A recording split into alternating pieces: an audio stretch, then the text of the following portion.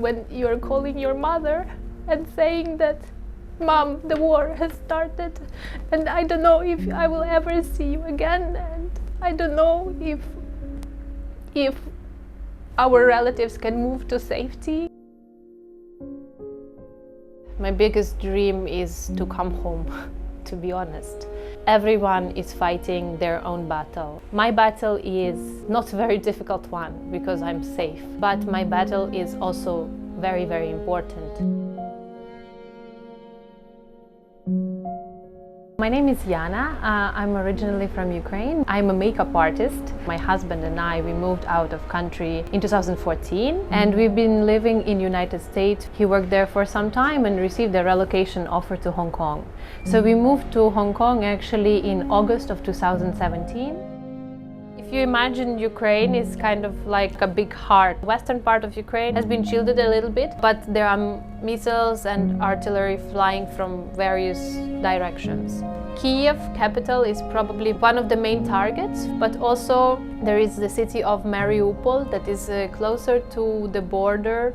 This city, I would say, is one of the most devastated cities right now because it's under the siege. They don't have electricity, water supply, they don't have gas or heating. Right now it's the beginning of spring in Ukraine, it's really cold. People in Mariupol are melting snow to get some kind of water. When the war started, 24th, so it was actually the day in Hong Kong when we heard first news about Kiev being bombed. So we started calling everyone we know. You need to get out.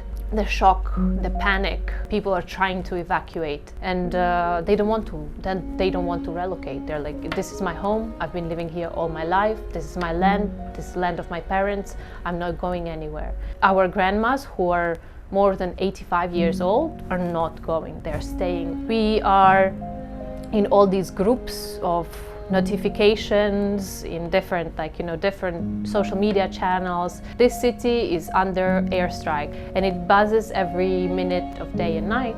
And then you see, oh, grandma's town is being bombarded. My best friend's town is being bombarded. My pregnant friend's town is under siege. She cannot leave. She's worried that she might die in the middle if she, God forbids, go in labor, or her baby can die.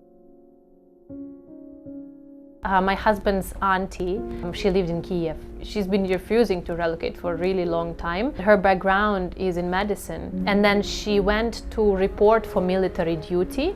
When we received this news, of course, we were very, very proud, very, very heartbroken, very scared, but we needed to respect her choice. The line of volunteers was so big that they told her, thank you very much, but we have enough people who are ready to protect their country. And she stayed for 14 days to help and to provide some aid and to cook the food. Ukrainian women have been joining the army equally as the men. And they're not scared of guns, they're not scared of fire. They're just doing it for the sake of their children and their country. The relationships between two countries have changed in 2014 after the Revolution of Dignity. This kind of movement back towards searching of cultural identity, searching history through our roots has become very, very strong. Our people are dying, protecting our land. Their young soldiers are dying, invading our land. The root of this invasion, it's my opinion, is just a political ambition of one person who wanted to conquer, to create such a machine for propaganda, for this false information and accusation that living in 21st century, you can cover it up and present to your own people as, oh, we are not there, we are not doing anything there. We don't want Russian language to be used in Ukraine. To hide behind this fake shield. I have friends who live, for example, in Ukraine, but they have family members in Russia. And when the war started, and they were trying to talk to their parents back in Russia, saying, we are trying to evacuate, we are running away. But this false information and this propaganda is so strong that the parents don't believe their own children. They say, but no, we're not bombarding the civilians. No, Russian army cannot do that. It's just the time for world to realize how twisted information can be the most powerful tool. It's even more powerful than bombs and the weapons that we have.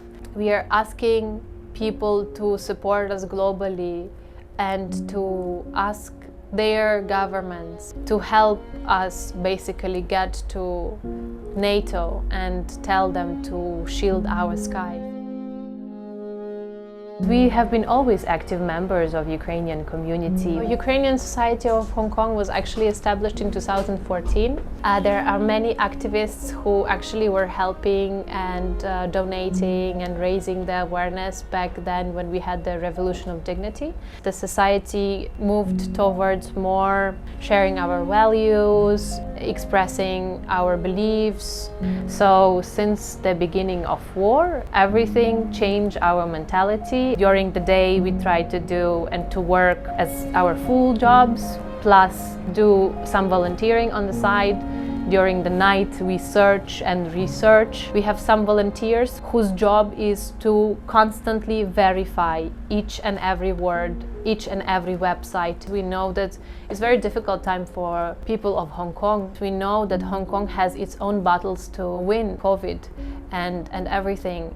So we are trying to find the ways that you can help without donating money. If you help me to translate the information into Cantonese and 1, 2 or 3 people can read it, every single thing that we do is enough. I want to thank everyone who has supported us immensely. And I feel like Hong Kong has become our home. We always say it's Hong Kong. We feel that we have a double shield and gives us the strength to go forward, and small step at a time or big step at a time. My message for Putin is very small: just stop the war, to leave us live peacefully and prosperously as we did before, to help our children live freely at their land, at their home.